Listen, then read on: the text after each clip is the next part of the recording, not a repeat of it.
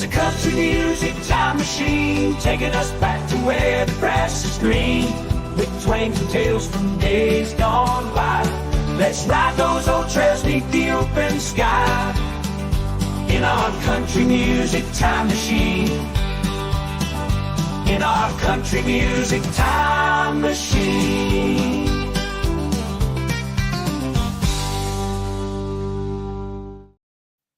Well, howdy there, everybody. Good evening to you, or good afternoon to you, or possibly good morning to you, depending on what type of day you're experiencing right now, whether it's on one side of the planet or the other. This is Kevin. This is the Country Music Time Machine, and this is the Front Porch Podcast. As you can see, I'm here in front of my front porch. I'm not going to be on the front porch because, boy, is it ice cold in Tennessee right now. And maybe later on in the spring or summer, I'll actually do some of the Front Porch Podcast from the actual front porch. But right now it's just too cold. And I travel a lot, so I can't be on the front porch all the time like I want to. But, you know, I travel because of my job, but not too far in the future, I'll be traveling a lot less. So good evening. Welcome in. I've got my Coke and peanuts here. And as I drink this, I'm thinking about my mom. My mom, born and raised in South Carolina, and she does not like Coke and peanuts. She likes Pepsi and peanuts because if you know history, Pepsi was made in South Carolina. So I saw her the other day and she was drinking Pepsi and peanuts.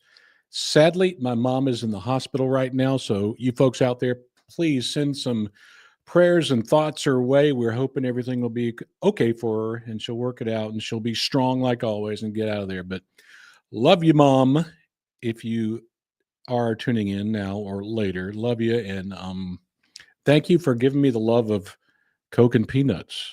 We drank it on the farm for, when I was a little boy. It was great. But I'm glad to have you here. I'm going to go ahead and put my glasses on so I can see what the heck I'm doing right now and see who's tuning in. I got old J-Cat. J-Cat's tuning in already from Portland. J-Cat, I don't know if there are cowboys in Portland, but I'm going to be playing some audio, or actually a video coming up, from a guy who says there aren't real country music lovers in California or in the Northeast. I'll tell you about that coming up. But J-Cat, thank you for tuning in and watching us right now. If anybody else is out there, please let me know where you're tuning in from. I'd love to say howdy to you and welcome you in on the Front Porch Podcast because we got a lot of good, cool stuff going on right now. Tonight, excuse me, those peanuts get into my throat sometimes. We do want to send a special salute out to some of the most active Country Music Time Machine members, like J-Cat. J-Cat's always around. We got Rustin Serpentine, Joyce Ronsley, Nicole, Joe, Turkey in the Hay. They're always tuning in. They're leaving lots of comments and keeping me straight. And, somebody needs to do that. And somebody needs to teach me how to drink Coke and peanuts without choking on the actual peanut. So a little bit more Coke than peanuts to try to wash the peanuts down. We're going to be talking about what's happening in the news in country music in the last couple of weeks. We'll be covering that. And of course, we'll also be talking about these three guys in the news. You may know two of those three. One is sort of a country singer. One wants to be a country singer, and one sings country when he wins the Super Bowl and is really drunk. I'll tell you about that in just a little while. But the main focus of tonight's show is Mr. Johnny Cash. It's a special tribute to Johnny. We're going to be playing lots of interviews, reading a lot of, facts about Johnny, why we love him so much, because of all the artists on the Country Music Time Machine that I've featured in one way or the other, Johnny Cash gets the most responses. I even did a Johnny Cash impersonator video with the one and only, the late Johnny Counterfeit, who possibly, I think most people think he actually did the best Johnny Cash impersonation And I think it's about 1 million views now. It's just gone freaking crazy. But yep, we'll be talking about Johnny Cash tonight. Let me take Johnny off the screen, and I'm going to put some other stuff up here from folks tuning in. We got Jeff's Guitars in New England. Thank you, Jeff. Thank you for saying a prayer for my mom. And Jeff, watch out, man. You're not supposed to like country music, brother. What's wrong with you? You're in the Northeast. Northeasterners aren't supposed to like country music. I'll tell you why in just a little while, so hang on for that, Jeff. Also, Michael's out there tuned in from Chattanooga.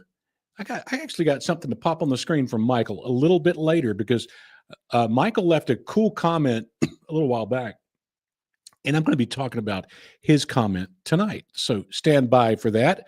We also have Bill Trickett is watching from Canada. Oh, Canada. Is that the home of the former Prime Minister? Oh, gee, guys. What is his name? Justin? I should know this. I travel all over the world. I should know who the Prime Minister of Canada is or was. Is it Trudeau? Trudeau? Thank you, Bill, for tuning in. We appreciate it. Bill's tuning in actually over on Facebook, it looks like, if my thing is showing correctly. William May, good evening, everyone, from the state of Charlie Daniels, Donna Fargo, and Ronnie Millsap. There's 3 good ones right there. Especially, I think Donna Fargo had some good stuff in the 70s. And Michael just wanted to say that Johnny Cash wanted Joaquin Phoenix to pray for him in the movie. Well, that's cool. Joaquin Phoenix did a great job playing as Johnny Cash in that movie. I just don't think his singing was up to par. I guess it could have been worse. He could have been lip singing, but it could have been worse. But anyway, thanks to everybody who is tuned in right now and everybody that could be possibly tuned in later. Appreciate it. Appreciate you guys tuning into the Country Music Time Machine. I think we've crossed over 4 million views worldwide so far. We're almost to 19,000 subscribers. So if you are tuning in now, either live or if you're tuning in, delayed, because this will be shown a little bit later on, please subscribe. That's how we take care of business around here. Like I mentioned before, we don't make a lot of money, but we have a lot of fun. We enjoy it.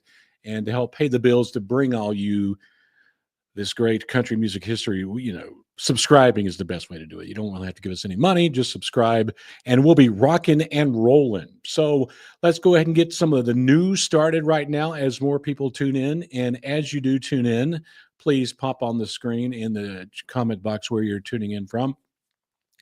Let's take a look at the news from the last couple of weeks in country music of importance.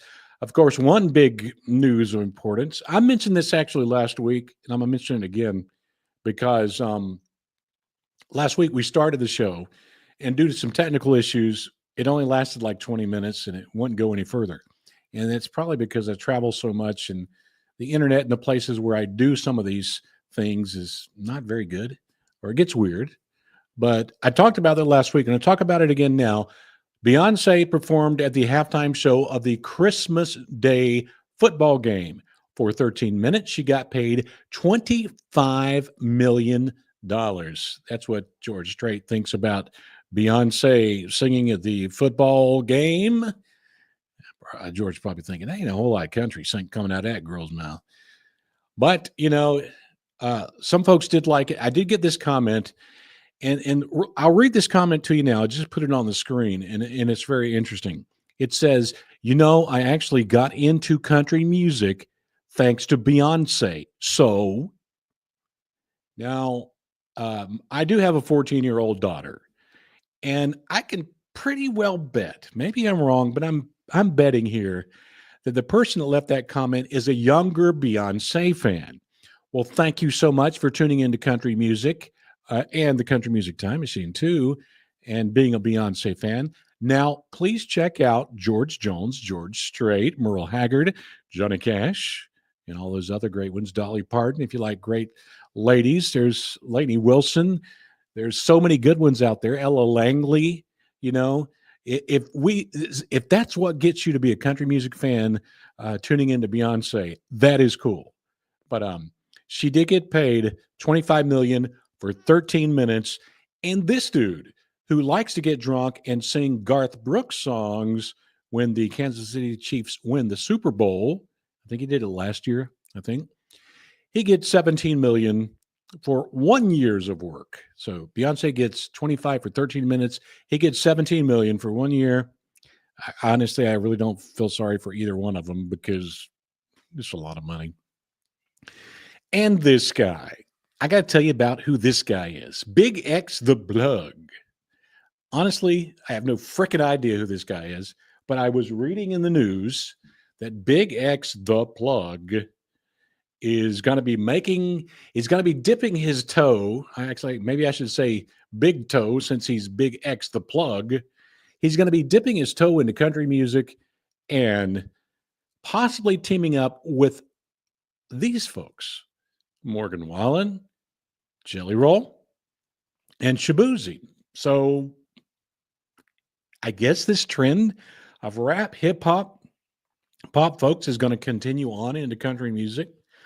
We'll see how it goes. Big X the Plug, if you can sing like Merle Haggard, Johnny Cash, George Jones, you are welcome, my friend.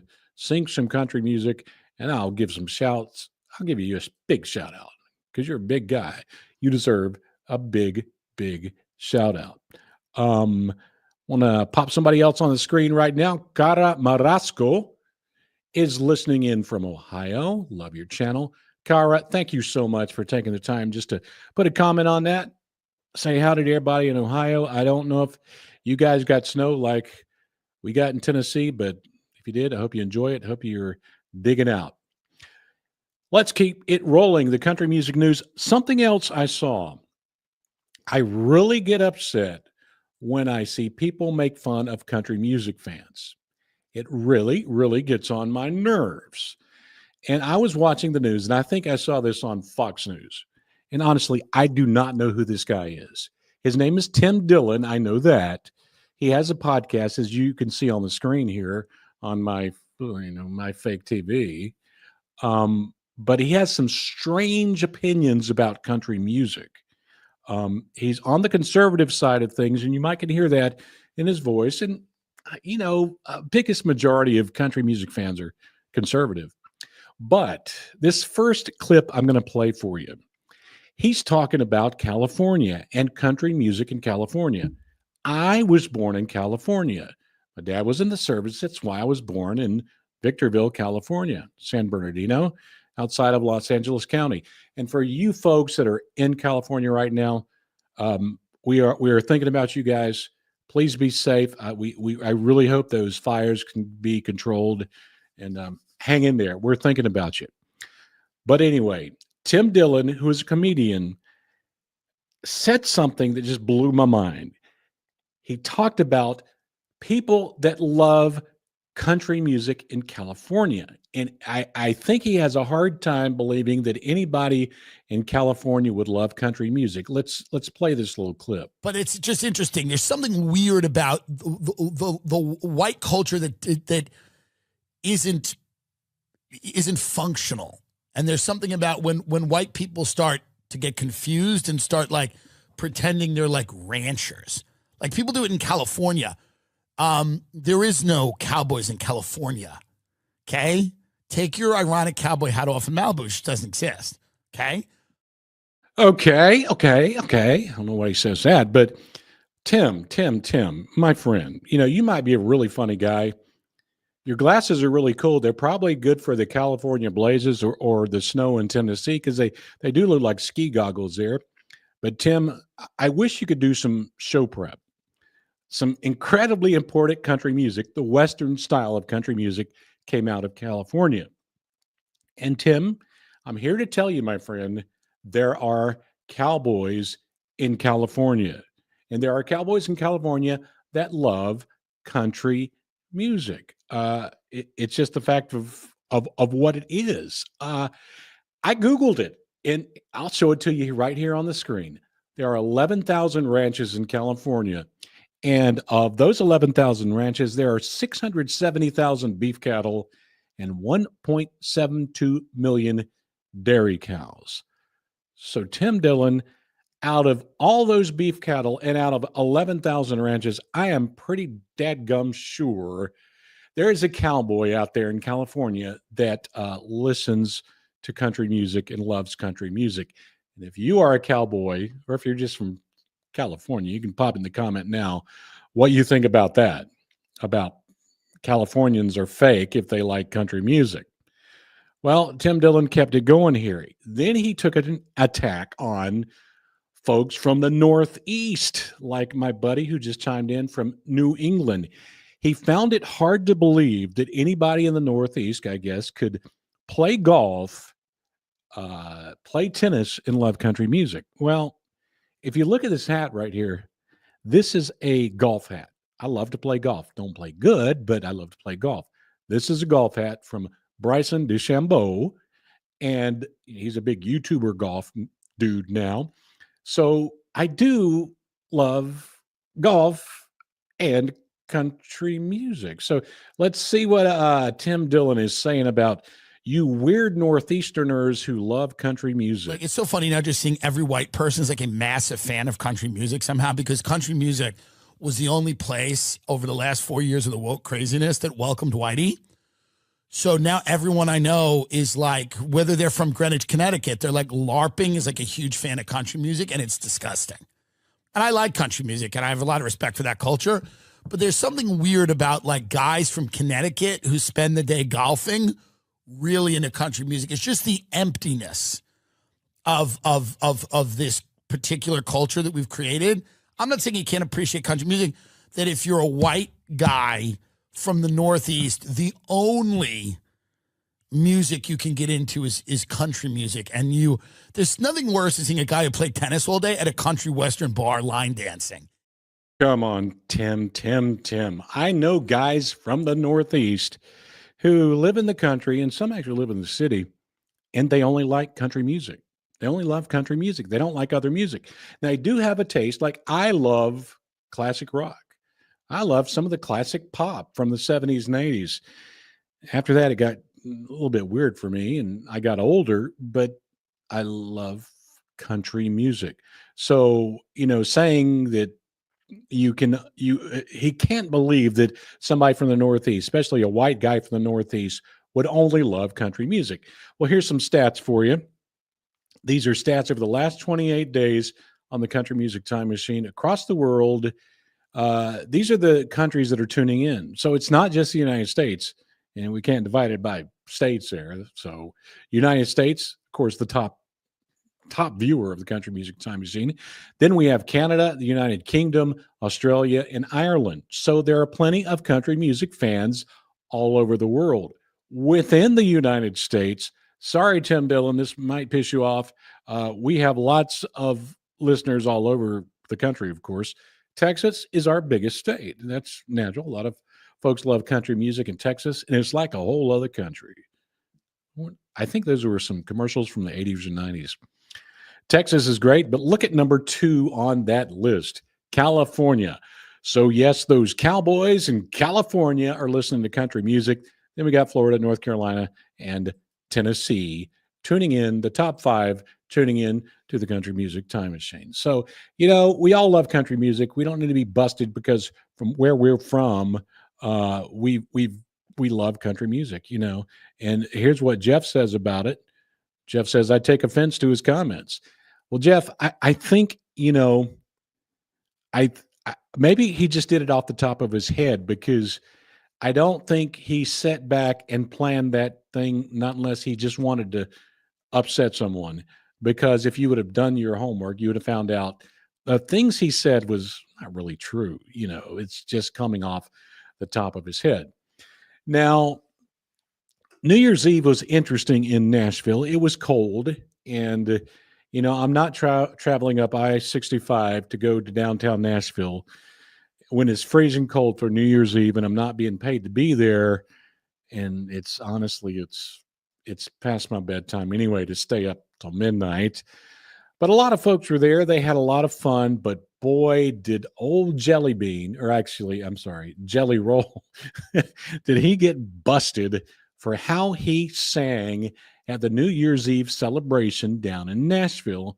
there in downtown area. I think it was near Riverfront Park, I believe. He got busted. Here's one comment that said, unpopular opinion, Jelly Roll is not that great an artist.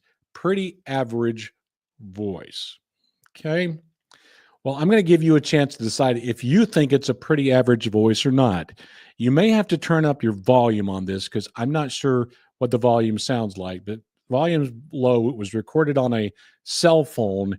Here is old Jelly Roll singing I think it's a Toby Keith song at the New Year's Eve celebration in Nashville. Tell me if you think he's singing badly.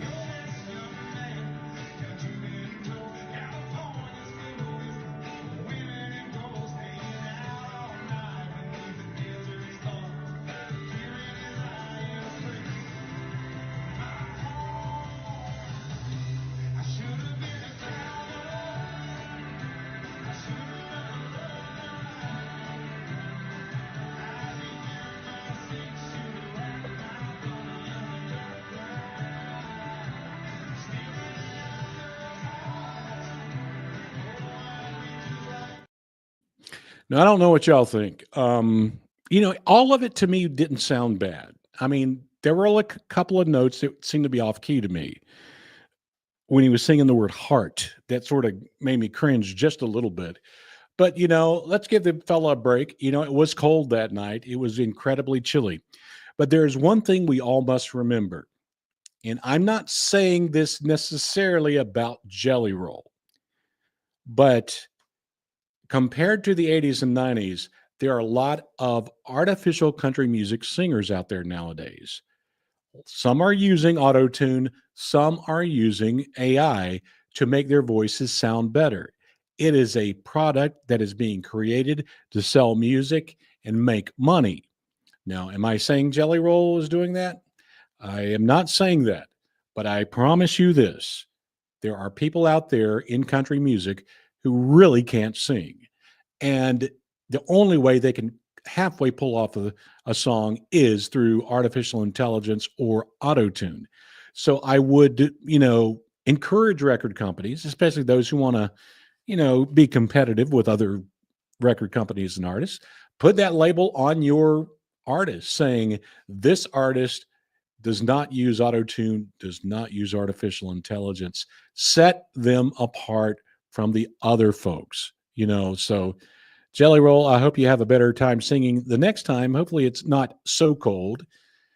And speaking of singing, let's talk about Post Malone. I've mentioned Post Malone a few times, and Post is a cool guy. Actually, and I've said this before, a few things he has sung sounds pretty darn good and is pretty close to country music.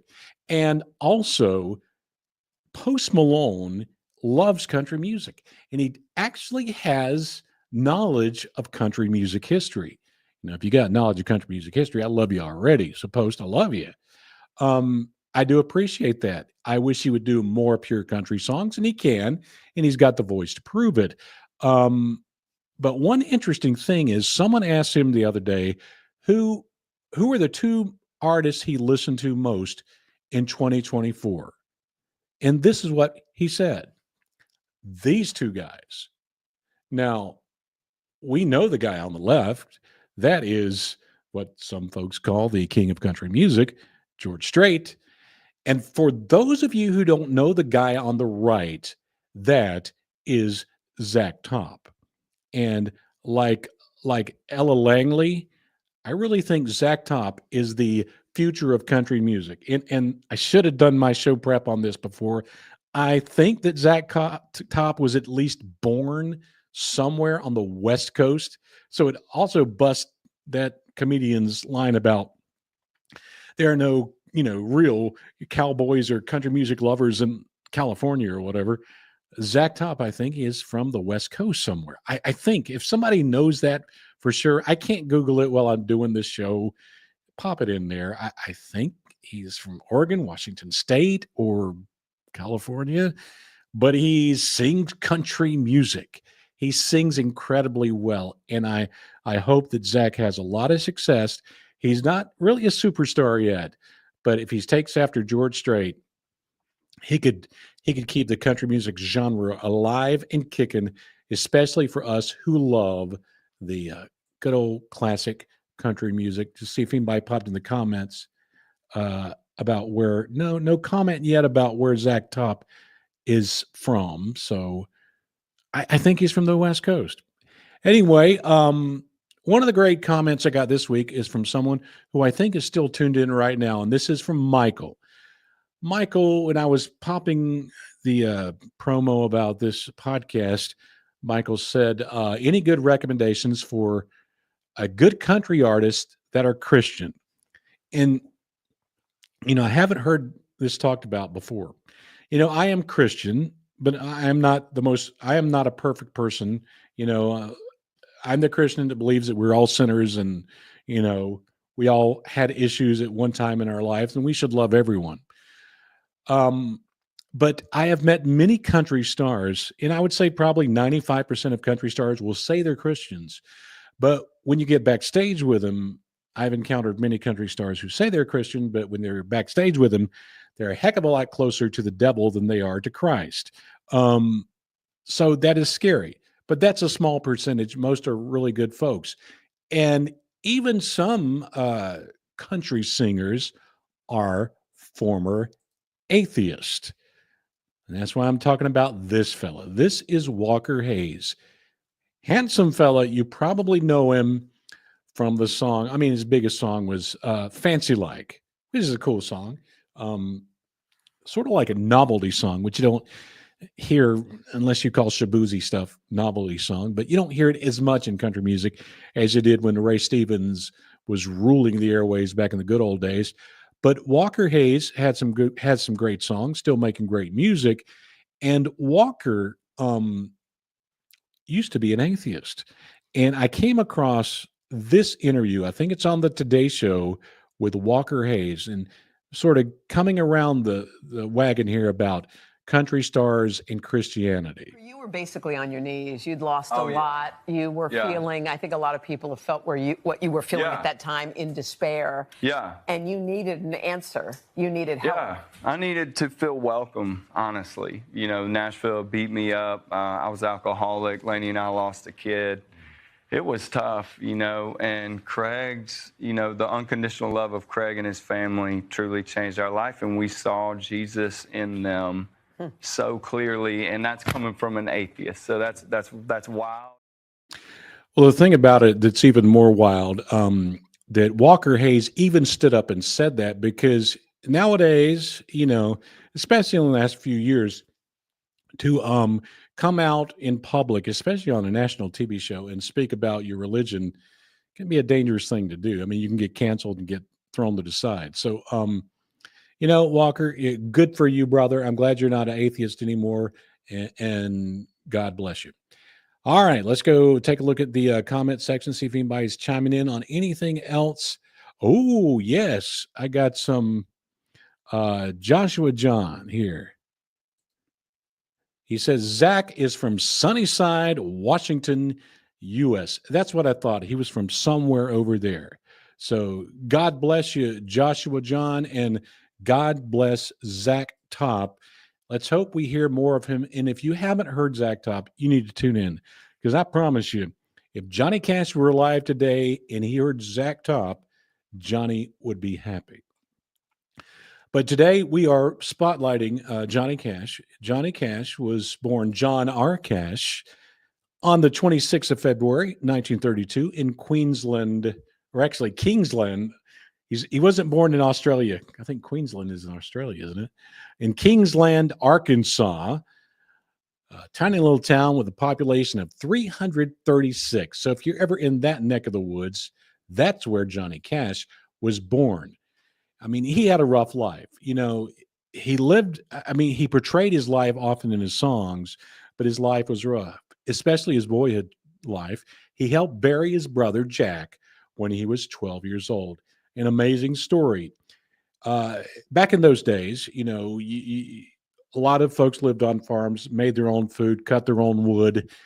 And Jack and Johnny were doing what they do, making their lifestyle and trying to survive on a cotton farm, and Jack had trouble with a table saw as they were cutting some wood, and it cut him too bad. Jack died. Johnny helped bury Jack. And actually, he didn't have to do that. There were enough people there. He felt it was his job to do it because Jack was an inspiration for him. And basically, after burying his brother, he went to the funeral in dirty clothes and all. But it just goes to show you what type of fella Johnny Cash was. As a boy, Cash sang at church and at school. He won $5 on a talent show, but he really didn't. He enjoyed doing it, and his mom did it, but he really didn't follow it hard as a youngster. He loved the Louvin brothers, Ernest Tubb and Farron Young. Those were among his favorite singers, especially when he was a little tyke. He didn't get his first guitar, and you're going to hear about this a little bit later, until he was stationed in Germany while in the Air Force. He was there in the Air Force in Germany at the same time my dad was in Korea, South Korea during the Korean War. So they were both serving at the same time. While he was in the Air Force, he was a Morse code intercept officer in the Air Force. And amazing story. If you hadn't heard this, you should tell it to everybody because it just makes Johnny Cash even cooler than he already is. When Johnny was doing that job, he intercepted a Russian communique that was talking about the death of Soviet leader and dictator Joseph Stalin. Now think about it. When that happened in world history, I think it was 1953, I think, that was a big day in world history. It'd be comparable if Vladimir Putin died today. Well, back in those days, it was hard to get any information out of the Soviet Union.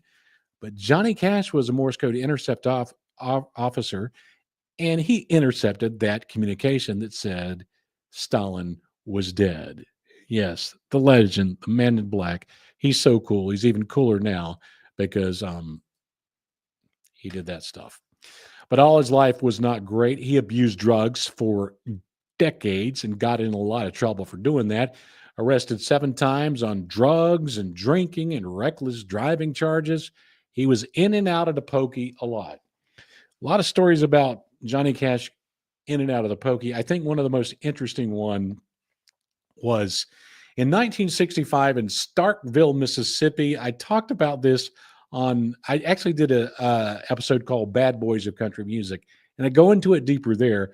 But basically, in 65 in Mississippi, he was arrested. He got drunk. He was picking flowers on private property, and he got drunk for doing that. It's still a weird story.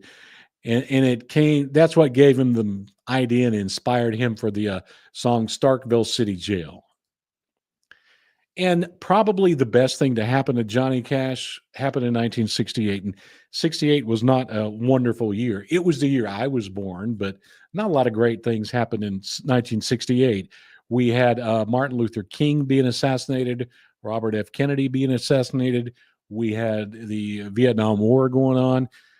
But Johnny found the love of his life in 1968 when he married June Carter Cash, and he started his road to recovery. And actually, if you didn't know, Ring of Fire was written by June and Merle Kilgore, and some consider Ring of Fire the best song that he ever did and one of the best country songs of all time. And here's something you may not have known while I take another sip of my Coke and Peanuts here. Billy Graham encouraged him to become an ordained minister. Yes, Billy Graham talked to Johnny Cash and helped him, mentored him into taking courses, and Johnny Cash got a degree in theology and became an ordained minister.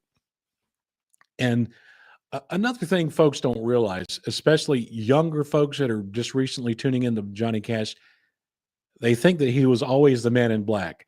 The man in black was his persona for a part of his life. Actually, the earlier videos, you'll see he's not wearing black at all. He quite often wears white, but that was a big part of his life and a big part of his career. But it wasn't the only thing. We'll talk more about that later. And Johnny's going to talk more about that as well. As far as awards, man, he got a bunch of them. He got 13 Grammy Awards, of course, a member of the Country Music Hall of Fame, 14 number one songs, over 90 million records sold worldwide. That is just off the charts amazing. And Johnny Cash is one reason why country music is as cool as it is today. It's because of people like Johnny Cash. Now let's hear from the man himself. And we're going to take a look at Johnny through the years. This first interview I'm going to play for you, I think, is from 1965. He's talking to Pete Seeger, just to show you his range of musical knowledge and taste. He's talking to Pete Seeger about his early life and the first start he got in music. Was that back in the 30s in Depression? I was born 32, so I guess 35, 36. Well, 1935, I remember my mother playing the guitar and singing. When did you first start making up songs? Just not long after that, but I hid them and burned them and threw them away, you know. But the first one that I have kept, I was 12 years old. And I wrote poems, songs, short stories, drew pictures, a little of everything, to keep my grades way down to C and D until they clamped down on me. But I went to the Air Force after I graduated from high school, and it was in Germany in the Air Force. In the bitter winter in January, a blizzard was raging. I had $5 in my pocket. I walked the 5 miles to Landsberg and bought a $5 German guitar. It had no name, but that's how I got my start. I was 21. You know, I love watching those old interviews because you can actually get to see how people, especially famous people we love, change over the years. This next interview is actually a radio interview, and this one is from 1967. It's got no video to it, but it's audio, and to me, it's even more powerful when I'm just hearing what Johnny Cash is saying. This was a radio interview in Seattle in 1967 with DJ Bobby Wooten. Want to thank the YouTube channel, The Guitologist, for digging up this one. I don't know where they got it from, but it's a great one. In this one, Johnny talks about being born in a cotton patch. Let's take a listen. I'll bet you there isn't a person listening to me right now that has not heard the name Johnny Cash, that has not listened to some of the Johnny Cash records that's been produced over the last 10 or 15 years. I've had the pleasure of knowing him for some time, and I'm very pleased to have him here at our microphone now, because that's exactly what we're going to talk about, is Johnny Cash. Johnny, as they do in all interviews, briefly tell us where you were born and raised, and that sort of thing. Well, I was born in southwest Arkansas, February 26, 1932, in a cotton patch. You kidding? You weren't born in no cotton patch. I was born in a damn cotton patch. You're putting me on. I ain't. I was born in a cotton patch, 20 acres of cotton in a shotgun shack. But you was born in the shack in the cotton patch. Right. All right. It didn't have any windows in it, so you might say I was born in the cotton patch. Were you folks sharecropping down there? They owned the farm? Well, my father was raising cotton for he was working on his brother's farm. And kind of sharecropping. I guess he got a little better deal than the average sharecropper. You grew up on the farm down there, around Dyes? Yeah, I was born in southwest Arkansas on the Cotton Belt Railroad. And when I was 3 years old, my parents moved to northeast Arkansas and lived on a cotton farm there all my life. Were your folks as poor down there as mine was on their cotton patch? I bet you they were. Yeah. Yeah. Back in the 1930s, that was a poor country, I'll tell you. It sure was. My daddy was a hobo, you might say. Now, a lot of people have a misconception of the word hobo. They usually think of a hobo as a bum. My father was not a bum. He was a hobo in the sense that he hopped the freight trains to go from one part of the country to the other looking for work. And he worked. He worked 10, 12 hours a day cutting pulp wood or whatever kind of work he could get. He sent some money back home to my mother. Did you do any cotton picking down there? Oh, yeah. I picked cotton all my life. Hurts, don't it? Sure, yeah. So you went to school down there, I guess, and then you went into the armed services, didn't you? Went into the Air Force in 1950.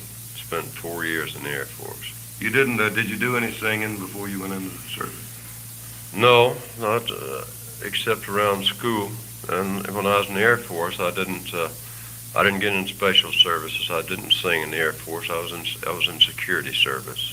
When did you decide in security service? Yeah. What's that? That's security service. I guess the other boys know what you're talking about. I don't, really.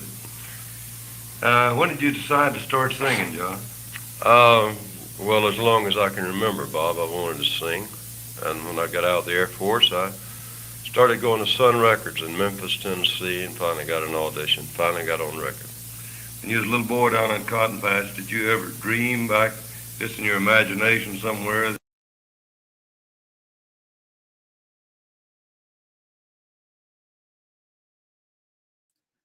That's a great rehash. Sorry, I had my microphone cut off there because I was eating peanuts and Coke in the background. But there's more of that interview on the Guitologist channel, so check that out if you want to hear the whole thing. But I listened to the entire thing, and it was great stuff. It really, really, really was. We'll go forward in time a little bit now for the next bit of Johnny Cash. This time, he's going to be on camera from 1993. This is Johnny Cash talking about his first big break after he got out of the service. Sam Phillips at Sun Records. There was a label called Sun Records in Memphis that was pretty hot with Elvis Presley and 2 or 3 locally well-known country acts and some black blues and gospel singers. And when I got out of the Air Force, I went and knocked on that door and was turned away. I called back for an interview 3 or 4 times, was turned away.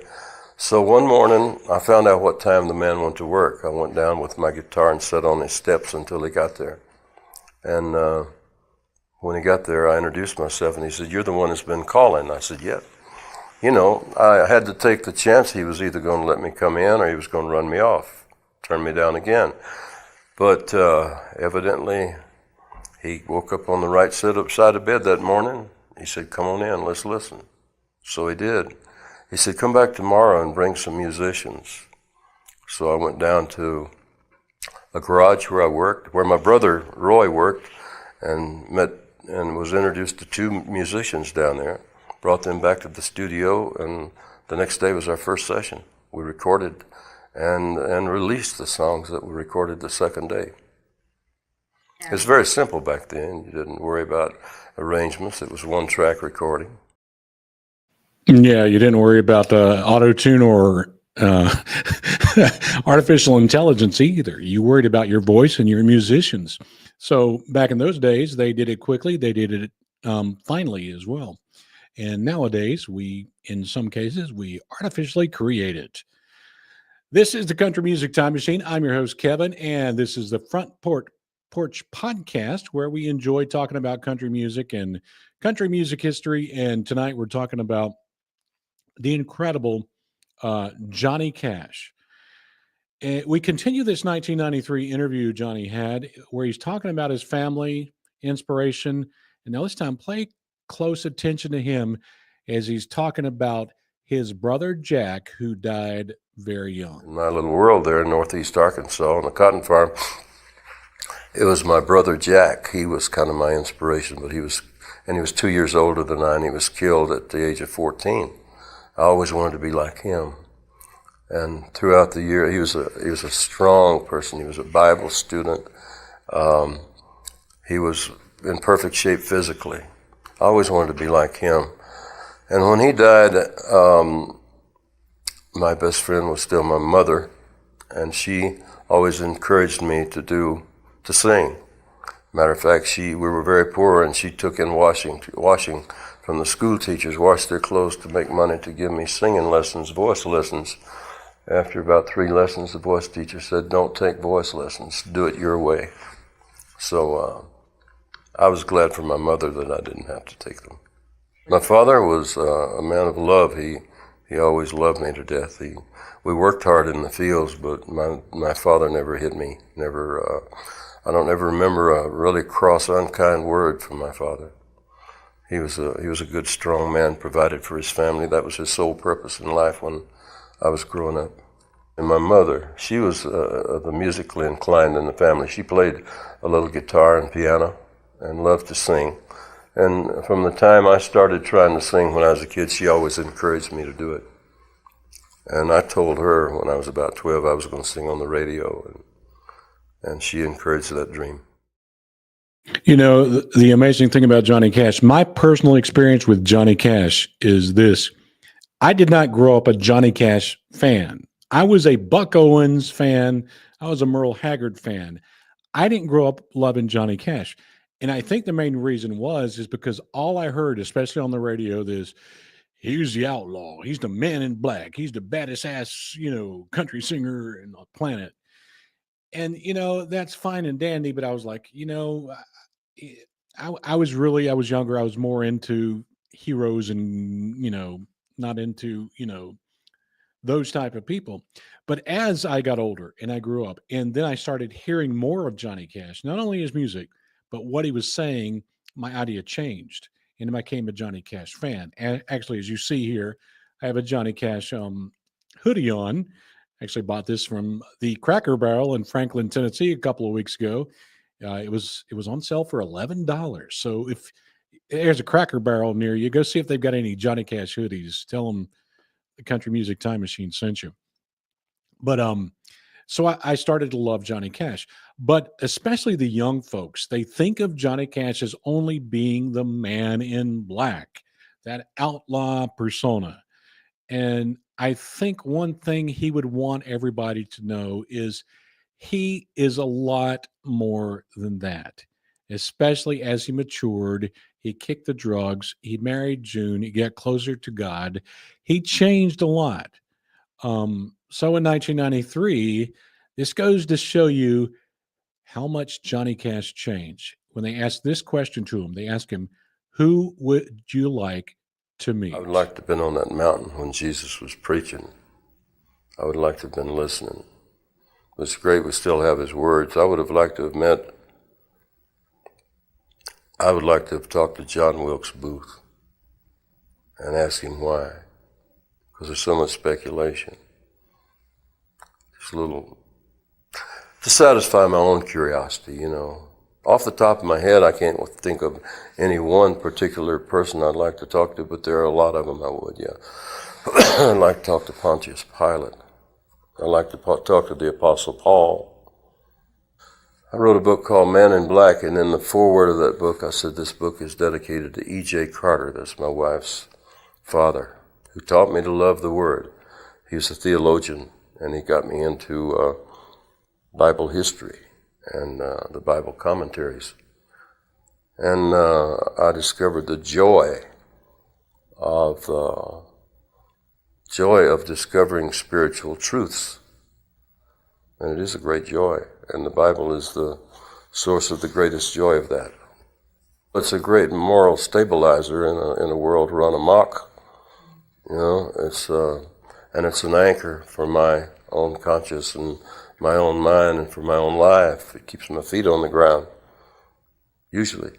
And it answers the question. It gives you the answer to every problem you're facing if you look for it. And that's the amazing thing. If you were to look over things on CNN or NBC or whatever, especially around the time that Johnny Cash died, you would find a lot of stuff out there, but they would only cover the man in black persona and the early years of Johnny Cash. They would not cover the changed man and what he'd become. So that's one thing I wanted to do tonight is, yes, honor that music, honor that man, honor that fella who got in all that trouble, was in jail 7 times, but overcame it. But honor also the man who learned from his lessons, and hopefully that'll allow us to learn lessons, and that maybe we won't do the same things that some people do, and we can learn from that and take guidance from them. Now, the sad thing's all our heroes, they come and they go. And Johnny Cash has been gone about a little over 20 years now. And there is a last interview. Johnny Cash's last interview happened on, strangely enough, MTV. Kurt Loder, the fella who brought us the MTV News, I remember him in the 80s all the time. He was the last man that I'm pretty sure that interviewed Johnny Cash. And I'm going to play a little bit of that interview right now. This is haunting. You're going to be hearing the voice of Johnny Cash, knowing probably in just a few weeks he'd be leaving this earth. I wanted to ask you, I think people that have no faith probably look at death as something very scary, but you believe and you have faith. I mean, does it make it easier to look ahead and say, well, my life may end, but it's been good, I'm not afraid? Oh, I expect my life to end pretty soon. You know, I'm 71 years old. And I have great faith, though. I have unshakable faith. I've never been angry with God. I've never turned my back on God, so to speak. I never thought that God wasn't there. That I knew that, He's my counselor. He's my wisdom. All the good things of my life come from him. Where do you think we go afterwards? Where do we go? When we die, you mean? Yeah. Oh. Well, we all hope to go to heaven.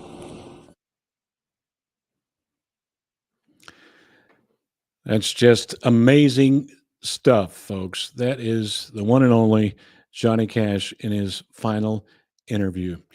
You know, we honor folks like Johnny because he kept country, and he did sort of bridge a gap in the 60s and 70s. There was a time of trying to get really pop and going really pop. Well, Johnny, even though he did embrace pop and rock and roll, he was like a structure. He was like the foundation of country music, and he and his family, especially the Carter family, provided the base of country music. And let's hope we remember that. Let's hope we always honor the folks like Johnny Cash, because he is a hero to country music fans worldwide. And we will always love him. About time to close the show tonight. I want to tell you a few things before I do go. Got some special episodes coming up. I released this episode yesterday. Check that out one. It's live on the Country Music Time Machine right now. If you want to tune in to Drinking Songs, round 4. And, you know, like I always say, I'm not much of a drinker, but I still like drinking songs. Enjoy that. Also coming up, I've got a very special episode of Whatever Happened To, and working on some things in the background, but this is going to be a good one. And it's a ladies only What Happened To. Let me show you it on the screen. Here are the ladies I'll be featuring: Patty Loveless, Carlene Carter, and the incredible Sylvia. And I think a lot of folks have been asking about all of those ladies. And if you see the bottom left side of the corner, that was me when I was much younger, hanging out with Patty Loveless, who is now a member of the Country Music Hall of Fame, an incredible singer. She's just amazing, as is Carlene Carter and Sylvia. So stay tuned for that. That should be coming in a couple of weeks. Also, this episode is coming. Country stars who are actors, folks like Chris Christopherson, so many of them: Tim McGraw, Roy Rogers, Dolly Parton, Reba McEntire. We're going to be talking about them. And just today, I worked on this episode. I still got some more stuff to do. I don't have it totally ready yet, but this is going to be an amazing episode. 1970s in country music history. The 1970s were a lot like today because it was a freaking crazy show in country music, because pop singers were getting country hits and country singers were getting pop hits, and that guy there on the bottom right, Charlie Rich, was burning things at award shows. So stand by for that. I've got that episode's got great interviews, a lot of great stuff. And before I go, I want to show you some scenes from Tennessee. That is Spring Hill, Tennessee. That's near Gracie. You know, Gracie is the host of the Pop Music Time Machine. That's near her house. And there is Gracie's snowmen that she built. And I think I've got a clip of Gracie playing in the snow. Let's check out the queen of the Pop Music Time Machine and playing in the snow in Tennessee. A huge snowball, and the cats are over there watching me. Good stuff. A lot of folks having fun in Tennessee. Once again, our thoughts and prayers go out to the folks in California. Folks in California, we love you. God be with you. Hope everything works out all right. We're thinking about you. You stay good. So, folks, that's all for the Front Porch Podcast for December 11th, 2025. This is Kevin. As always, folks, let's keep it country.